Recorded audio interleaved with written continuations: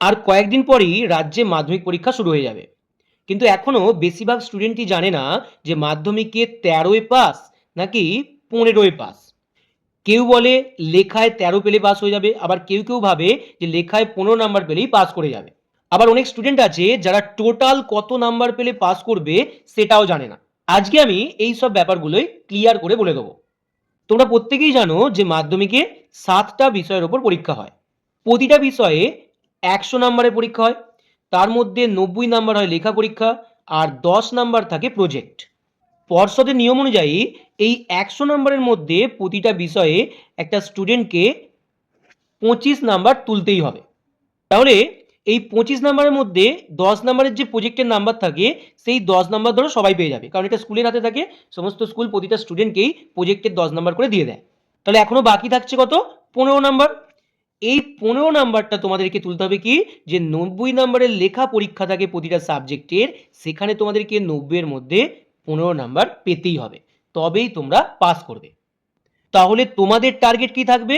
তোমাদের টার্গেট থাকবে 100 নয়, তোমাদের টার্গেট থাকবে 90 এর মধ্যে 15 নাম্বার পাওয়া। বাকি 10 নাম্বার স্কুল থেকে তোমরা সবাই পেয়ে যাবে। এবার তোমরা বলবে যে তোমরা অনেকের মুখেই শুনেছো যে 13 নাম্বার পেলেও নাকি পাস করিয়ে দেওয়া হয়। এই ব্যাপারটা কি?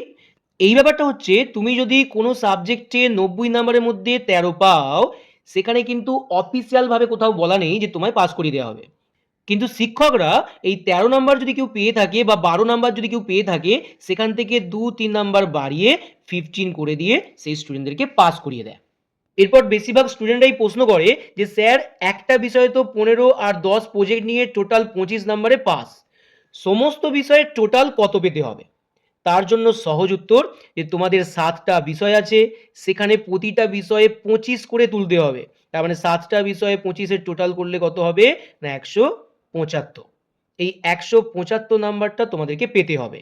হ্যাঁ, এবার অনেকে প্রশ্ন করতে পারো যে স্যার, যদি আমরা একটা বিষয়ে ধরুন 30 পেয়েছি, কোনোটা বিষয়ে 40 পেয়েছি, আর বাকি কয়েকটা বিষয় হয়তো 20 বা কোথাও 15 পেয়েছি, এইভাবে পেয়েও তোমাদের টোটালটা হয়তো 175 হয়ে গেছে, তাহলে কি তোমরা পাস করবে?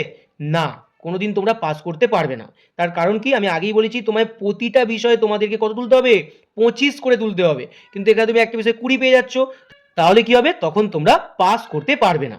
তোমাদেরকে মিনিমাম 25 তুলতেই হবে প্রতিটা বিষয়, সেটাকে টোটাল করে এবার যত খুশি হতে পারে, এমনি 25 করে পেলে 7টা বিষয় 175 হয়ে যাবে। তাই যারা মাধ্যমিকে একমাত্র পাস করাই টার্গেট, তাদেরকে মাথায় রাখতে হবে যে প্রতিটা বিষয়ে আমাদেরকে লেখায় 15 তুলতে হবে, আর প্রজেক্টে 10 স্কুল থেকে পেয়ে যাবে। টোটাল 25 নাম্বার তোমাদের পাস করার জন্য লাগবে।